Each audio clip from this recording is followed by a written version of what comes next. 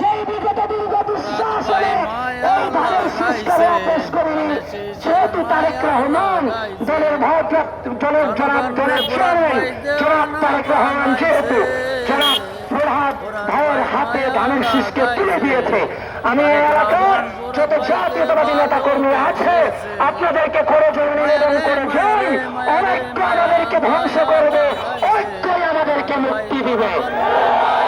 চলুন ঐক্যবদ্ধ হয়ে স্বাধীনতা বিরোধী শক্তিকে আমরা কোনোভাবে শক্তিশালী না করে এদের পরিচয় পা না দিয়ে ঐক্যবদ্ধভাবে লড়াইয়ের আসন থেকে আমরা ধানের শীষকে বিজয় করি।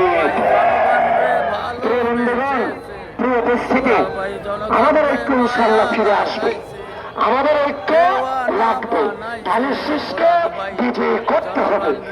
কিন্তু এই লড়াইয়ে কিংবা গোটা বাংলাদেশে যারা ইসলামের নাম ধরে আমার খেতে খাওয়া মানুষদের কাছে 1000 টাকা দিয়ে ভোট কিনা তাদের কাছ থেকে ওয়াদাবদ্ধ করে যাচ্ছে, সেই মুনাফিকদের বিরুদ্ধে আপনাদের প্রতিরোধ গড়ে তুলতে হবে। সেই মুনাফিকদেরকে কোনোভাবে ছাড় দেওয়া যাবে না।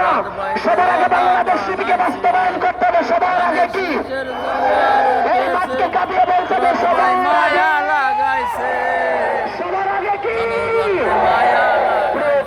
লাস্ট একটা কথা, আপনারা জেনে থাকবেন জামায়াত যে চূড়ান্ত সেখানে একটি শিশু দল আছে।